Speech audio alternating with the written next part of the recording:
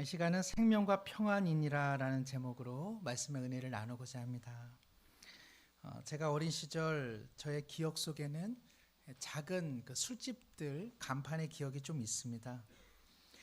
두 글자의 작은 술집들이 유달리 많았던 것 같습니다.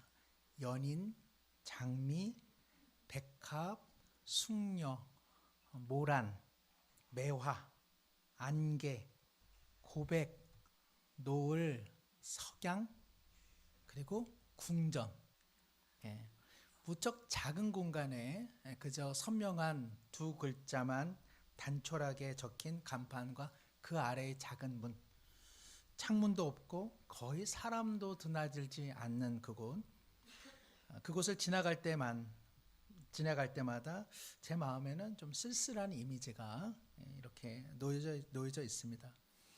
우리 롯데마트 이쪽에 삼양동 쪽 길 가면 아직 정리되지 않은 그런 술집들도 동일하게 한 두 글자로 지금까지 존재하는 것을 보게 됩니다. 이러한 두 글자 이름들 자체가 이상한 것은 아닙니다만은 우리는 기독교 안에서 유달리 신앙의 언어들이 두 글자를 갖고 있다는 생각을 하게 됩니다. 우리가 잘 아는 사랑, 믿음, 소망이 그렇고요. 무엇보다도 은혜, 구원, 임재, 동행, 치유, 회복, 감사, 순종, 거룩, 영광. 그리고 오늘 본문의 제목인 생명과 평안이라고 하는 말도 두 글자가 된 소중한 기독교의 단어들입니다. 그래서 제가 갖고 있는 책 중에는 두 글자로 신학학이라는 책이 있을 정도로 그 기독교 안에는 참 좋은 언어들이 두 글자로 기록되어 있습니다. 우리는 이러한 기독교의 언어와 그 내용들이 우리를 앞으로 밀고 있다는 사실을 로마서 말씀을 통해 확인하고 있습니다. 죄는 우리의 연약한 본성으로 우리를 두려움과 죽음으로 위협하며 우리의 삶을 왕으로 통치하려 하지만 하나님께서는 그리스도 안에서 우리의 삶을 은혜로 다스리고 계십니다. 그 결과 신자의 삶이 넘어졌다 하여 구원이 취소되거나 우리가 뒤로 돌아가야만 인생이 만회되는 것이 아니라 언제든 앞으로 나갈 수 있는 기회와 자녀됨의 신분이 우리 믿는 모든 이에게는 주어져 있다는 것이죠. 우리의 삶에 일어나는 탄식, 그리고 한숨, 그리고 좌절조차도 하나님은 그것을 놀랍게 재료를 삼으셔서 우리를 그리스도의 형상, 하나님의 자녀다운 신분에 이르기까지 우리를 만들어가고 계십니다.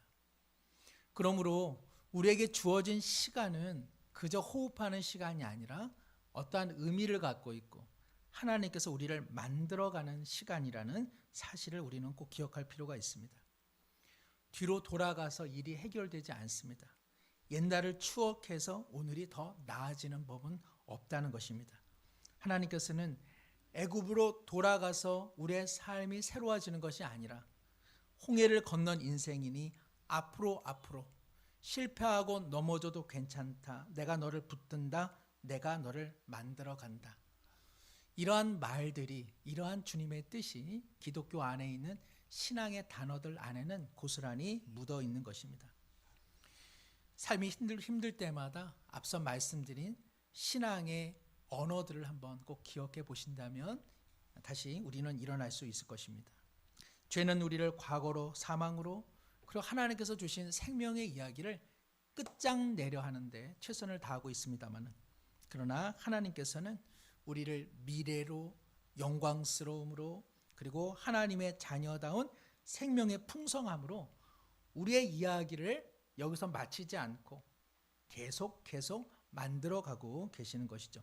그것이 바로 성경이 말하는 영생입니다.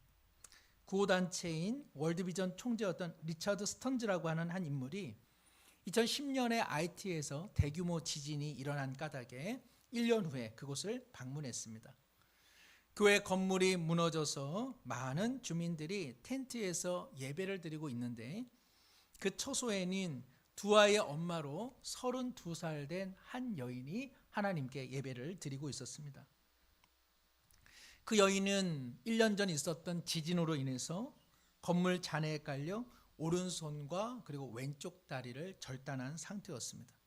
그런데도 불구하고 찬양할 때 그 여인은 최선을 다해 남은 한 손을 들고 하나님을 찬양한 것이죠. 스턴즈는 충격과 함께 깊은 울림과 감동을 경험했습니다. 두 아이의 엄마로 직장을 잃고 한쪽 팔과 다리를 잃어버린 이 여인이 어떻게 저렇게 간절한 마음으로 하나님께 예배드릴 수 있을까? 그래서 조심스레 그녀에게 다가가 물었습니다. 그녀는 대답합니다. 저는 작년 초에 비로소 주님을 영접한 사람입니다. 오늘 제가 진심으로 주님을 찬양할 수 있었던 것은 그 고통 가운데서도 하나님께서 저를 구원해 주시고 영원한 생명을 주신 것 때문입니다. 뿐만 아니라 그 사고로 인해 하나님께서 당장 저를 천국에 데려가실 수 있음에도 불구하고 이렇게 남겨주신 것은 사랑하는 두 딸에게는 어미가 필요하고 그리고 그 두 딸을 키우라는 사명이 저에게 여전히 유효하기 때문인 것이죠. 저는 좀 더 이 땅에서 살며 하나님의 뜻을 이루고자 합니다. 사는 게 막막하기는 하지만 제게 영원한 생명을 이미 주신 하나님께 감사합니다. 저는 이번 주 어느 한 권사님의 가정을 신방하면서 이와 같은 한 여인의 동일한 이야기를 들었습니다. 권사님께서는 몸이 편찮으셨는데 의외로 저에게 이렇게 말씀하시더라고요. 목사님, 저는 조금 더 이 땅에서 살고 싶습니다. 그 권사님 가정이 넉넉하거나 무엇이 부요해서 그런 것이 아니라 몸은 이처럼 고되고 망가져 있지만 소박하게 사는 이 삶이 너무 행복하다고 말씀하십니다. 무엇보다 집안에 아픈 아들이 있어 그 아픈 아들을 자신이 떠나보내고 자신이 홀로 떠나면 도울 사람이 없기 때문에 하나님께서 기회만 주신다면 좀 더 남아 그 아픈 아들을 돌보고 싶다고 말씀하셨습니다. 천국에 어서 가고 싶다라고 하는 그 어떤 신앙의 고백보다 하나님께서 오히려 이 벅찬 인생을 좀 더 살게 해주시면 좋겠다는 그 권사님의 고백이 저에게는 더 진정 어린 신앙으로 느껴졌습니다. 천국만 바라보고 천국만 향해 천국만 기다리다가 사는 삶은 어쩌면 반쪽짜리 믿음 생활이라 해도 과언은 아닐 것입니다. 우리가 고난 중에도 소망을 품고 기뻐하고 참고 인내하는 것은 죽으면 천국이 있기 때문 그것만은 아닙니다.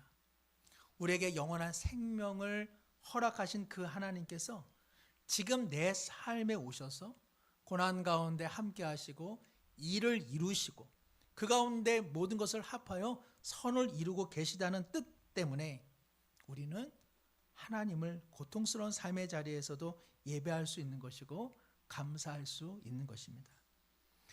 우리가 주일 예배의 자리에 오는 것은 다만 천국 갈 것에 대한 확인을 받는 시간이 아니라 천국과 영원한 생명을 마련하신 그 하나님께서 지난 일주일도 함께 하셨으며 살아갈 한 주도 주님이 함께 하심을 우리는 믿음으로 고백하는 복된 시간인 것입니다. 오늘 본문 5절 육신을 따르는 자는 육신의 일을 영을 따르는 자는 영의 일을 생각하나니 6절 말씀 함께 읽습니다.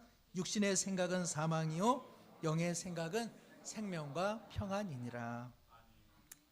여기 육신을 따른다는 말은 그냥 세상을 뒤쫓는다 그런 말 이전에 세상의 마음이 우리의 마음을 통제하고 지배하고 있는 형편을 말하는 것입니다.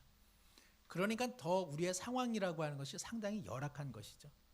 우리가 다만 세상을 따르는 것이 아니라 세상이 아예 우리 마음을 독차지하고 지배하고 있는 형편인 것이죠.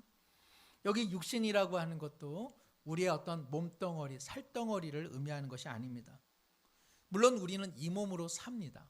몸을 부정하거나 자신의 육체를 학대할 필요가 없습니다. 그러나 우리는 우리의 몸으로 살기 때문에 끊임없는 자기 중심성의 유혹을 받습니다.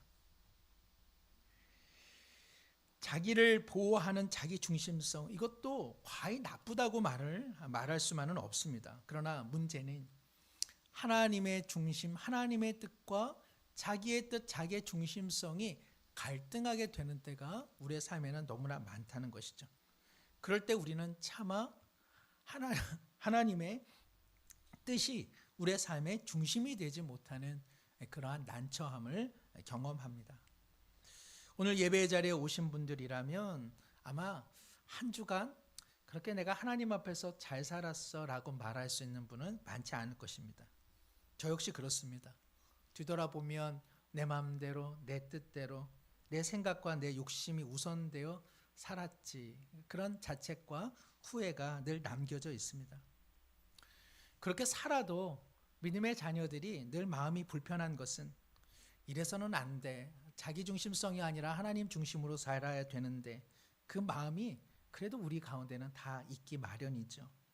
그래서 한 주를 살 때 우리는 기도도 좀 해보려 하고, 성경도 좀 찾아보려 하고, 그리고 하나님을 삶의 중간중간만이라도 의식하려고 노력하지 않았습니까?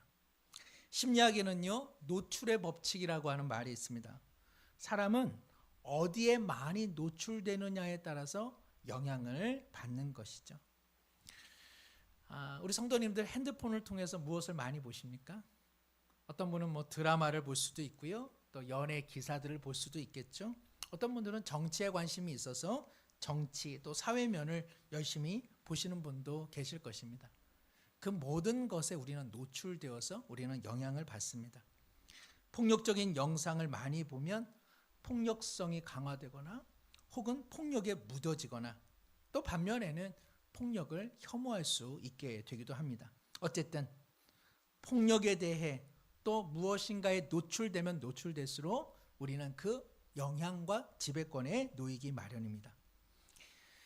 1991년 6월 16일에는 귀한 분이 태어났습니다. 누가 태어난지 아세요? 1991년 6월 16일 가수 임영웅 씨가 태어난 날입니다.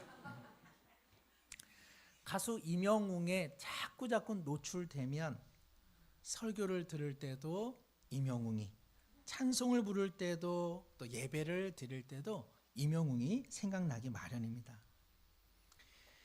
하루의 시작을 우리 모두 말씀과 묵상으로 시작한다 할지라도 실은 그 시간은 참으로 미비합니다. 우리의 대부분, 성도님들의 대부분의 삶은 해야 할 일과 가야 될 곳과 만나야 될 사람으로 가득 넘쳐납니다. 우리의 마음이 하나님께 노출된 시간보다 실은 세상에 노출된 시간이 우리 인생의 태반을 차지하고 있습니다. 그러니 아침에 아무리 성경을 읽고 기도를 한다 할지라도 하루의 삶을 살아내고 보면 언제 내가 하나님을 생각하고 기도했는가, 그것이 다 옛일처럼 느껴지고 녹초와 피곤으로 하루를 마감하는 일들이 얼마나 많이 있습니까?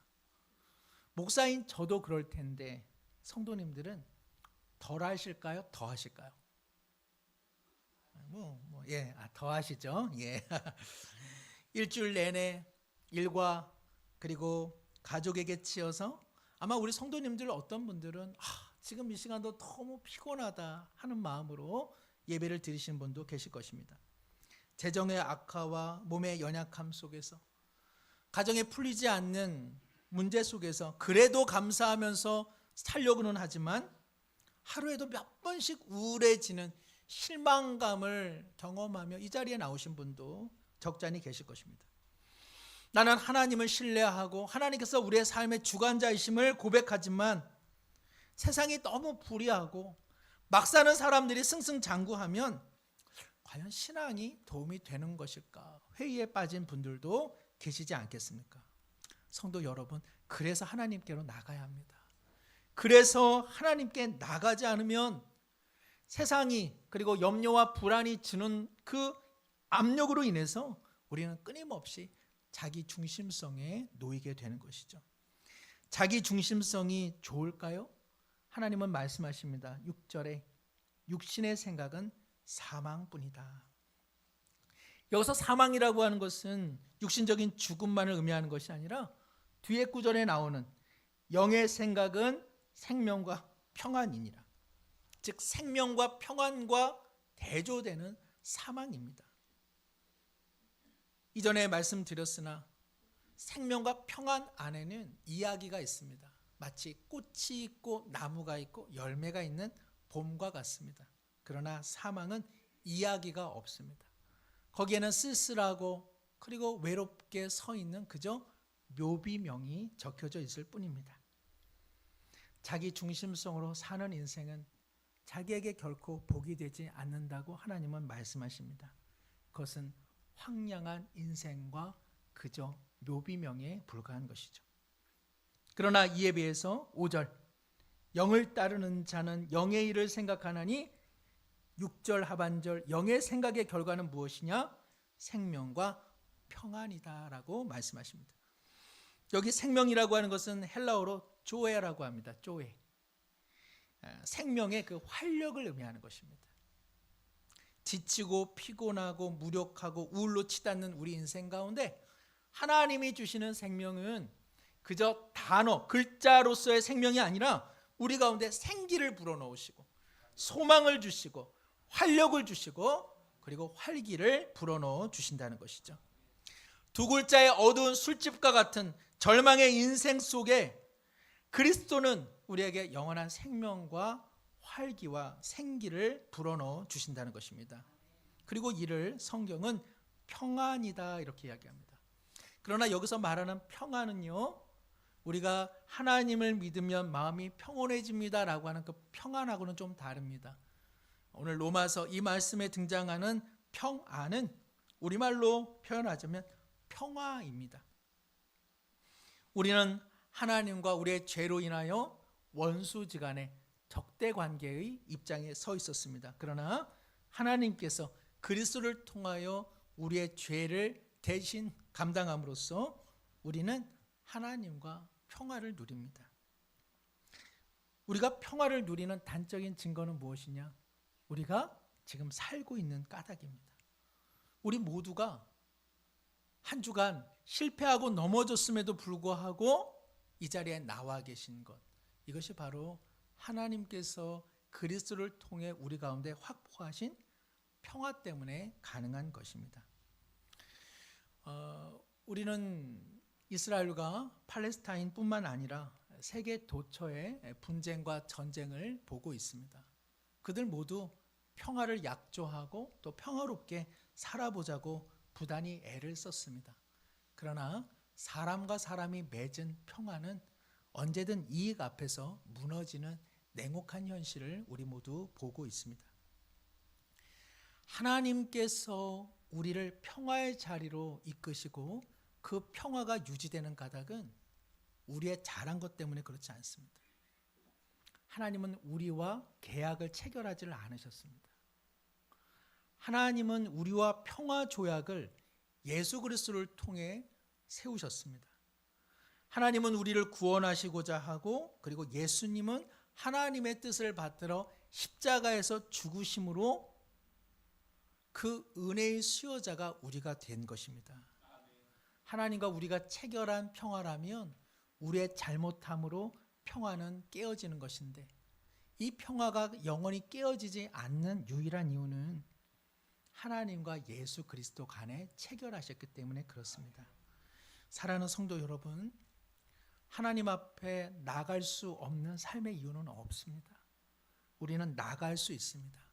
잘해서 나가는 것이 아니라 그리스도를 통한 평화의 자리가 우리 가운데 확보되었기 때문에 그렇습니다. 이것을 아는 인생은 삶이 다른 모습으로 살아갑니다. 예를 들어 볼까요? 우리가 올라탄 기차를 흔히 천국 기차라고 하죠. 구원의 열차라고 합니다. 우리는 모두는 사망과 죄의 기차와 열차에서 구원과 영생의 열차로 옮겨 타 있는 인생입니다.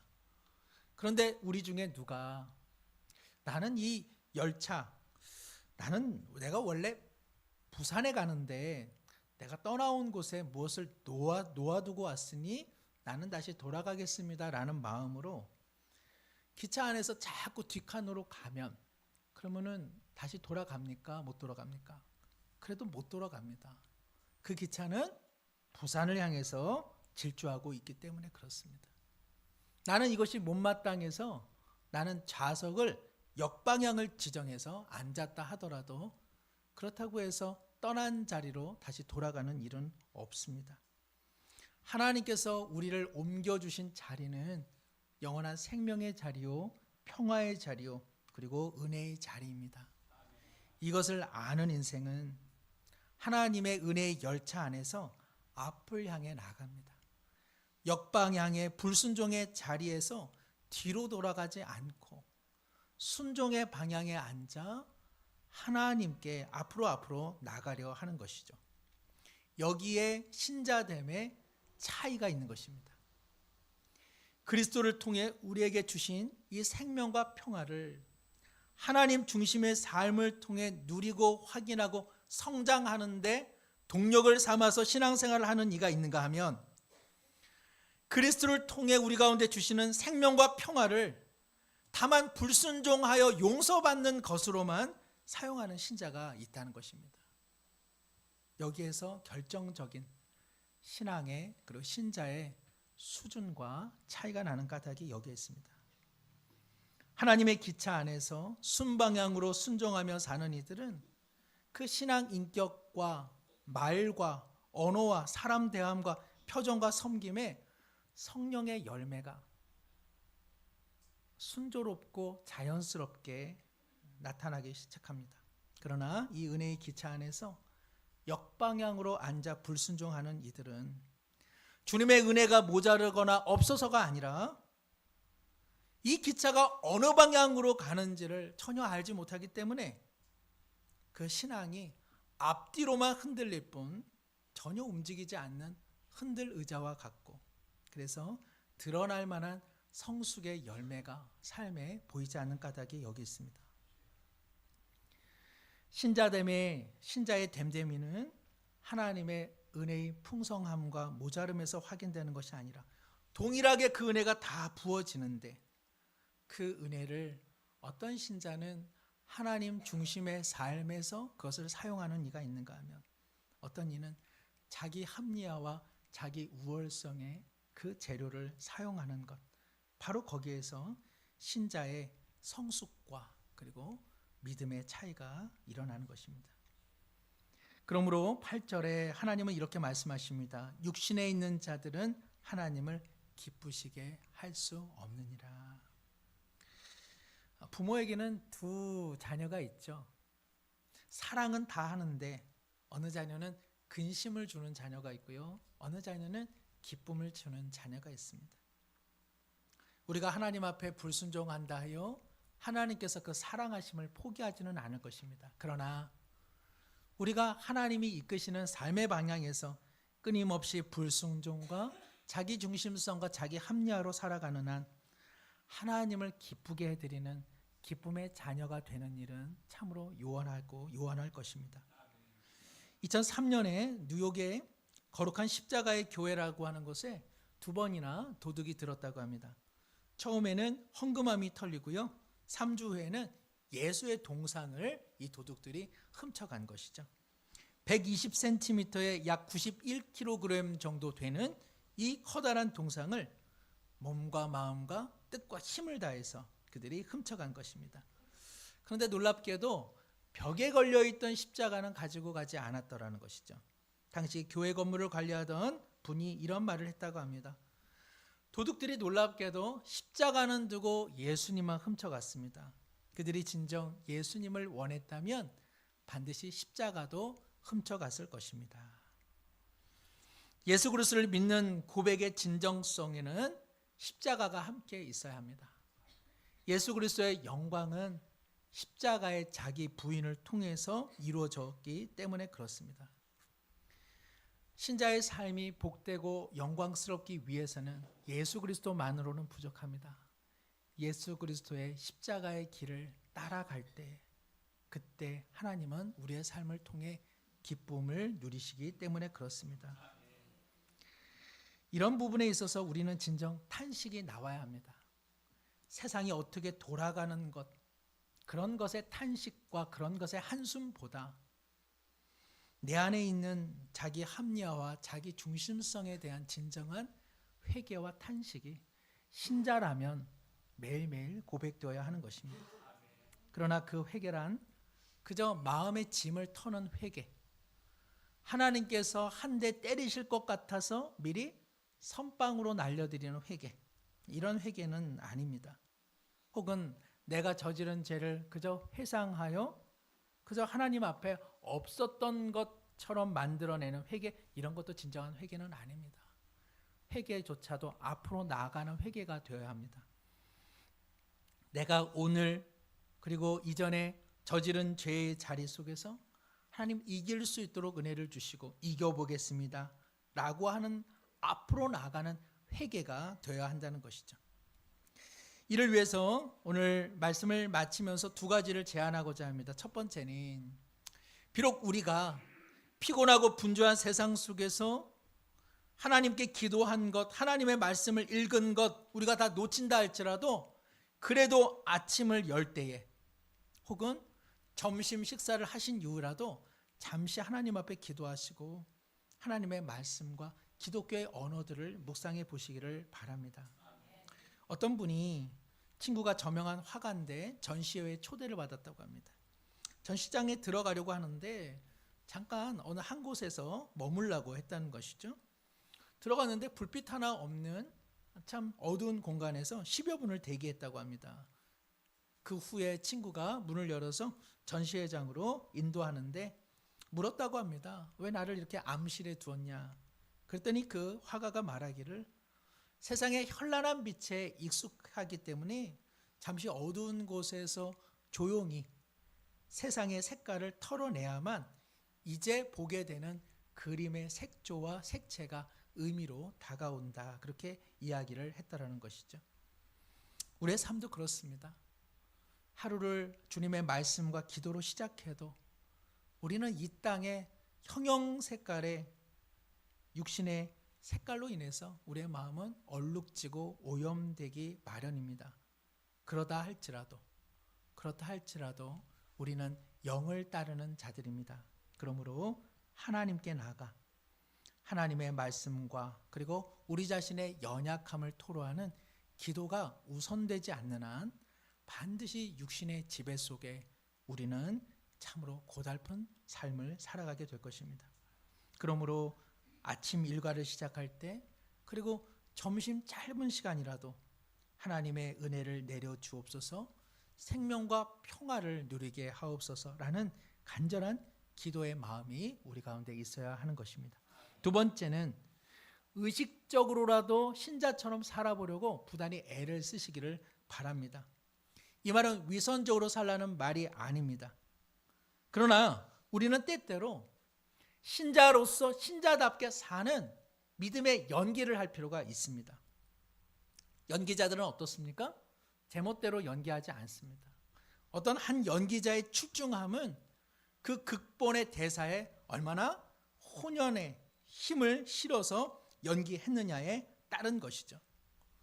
우리는 그 연기자의 연기를 보고 와, 연기 잘한다라고 말하지만 때때로는 저 연기자가 바로 그 사람 아닐까라는 생각을 할 때도 있습니다. 어떤 연기자는 자기가 그 연기를 한 후 스스로의 인생이 바뀌었다고 말하는 사람들도 적잖이 상당히 많습니다. 어떤 면에서 우리의 삶의 자리를 하나의 연극 무대로 생각하시고 내 원하는 대로 내 속사람이 말하는 대로 대사를 하고 행동하지 마시고 하나님의 말씀이 대사가 되고 하나님의 말씀이 극본이 되어서 우리의 삶의 공간을 신자다운 연기자로 한번 살아보는 의식적인 노력이 필요하다는 것입니다. 왜요? 우리는 우리의 중심성 그리고 우리의 합리화로 넘어지는 경향성을 애초에 갖고 있기 때문에 그렇습니다. 그래서 신앙 안에는 부단한 연습과 훈련이 필요한 까닭이 여기에 있습니다. 그러한 삶을 추구할 때 우리는 좀 더 신자답게 변모되어지는 것입니다. 하나님은 우리에게 은혜를 주십니다. 그러나 이 은혜는 하나님 앞에 무책임하고 무성의하게 살라는 면책특권이 아닙니다. 하나님의 은혜는 우리에게 더 많은 성의와 그리고 더 많은 책임을 요청하고 있기 때문에 그렇습니다. 오늘 우리 교회는 설립된 지 51주년입니다. 올해 우리 교회의 표어가 뭐죠? 나부터 신실하게 그리고 함께 새롭게. 그래도 좀 아시네요. 이거 그냥 모르시면 내년에도 쓰려고 그랬는데 내년에는 천상 좀 바꿔야 되겠습니다. 어떻습니까? 11월과 12월 올 한 해가 얼마 남겨지지 않았습니다만은 내 자신부터 신실한 삶으로 조금은 변화되셨는지요? 그리고 나의 낡은 마음의 구습과 내 고집들을 좀 털어내는 그런 새로움이 우리의 삶에 있으셨는지요? 우리는 이러한 질문을 받으면 늘 회개와 탄식이 앞서 나옵니다마는 그러나 하나님의 은혜를 꼭 기억하시길 바랍니다. 하나님의 은혜는 우리를 넘어진 자리에서 앞으로 끌고 가시기 때문에 그렇습니다. 자기 중심성에서 하나님 중심으로 기꺼이 나가고자 스스로를 의식화하고 스스로를 훈련할 때 반드시 우리 개인과 신앙과 우리 가정과 51주년의 우리 교회는 생명과 평화로 더 풍성해질 것입니다. 한 주간 하루를 시작하는 기도와 신자답게 사는 의식적인 연습을 통해서 하나님을 기쁘시게 하는 명랑한 믿음의 백성으로 우리 모두 살아가기를 축복합니다. 기도합니다. 하나님 아버지, 생명과 평화의 자리가 없었더라면 우리는 탄식과 한숨으로 옛 죄성의 자리로 돌아갈 뻔한 인생이었습니다. 그러나 하나님께서 다시 일어서며 다시 앞을 향해 나갈 수 있는 백성의 특권과 그리고 그 거룩한 신분을 주셨사오니 육신의 지배를 벗어나 하나님을 기쁘시게 하는 인생의 모습을 통해 생명과 평화를 누리며 살아가는 우리 모두 되게 하여 주옵소서. 의지하며 예수님의 이름으로 기도드리옵나이다. 아멘.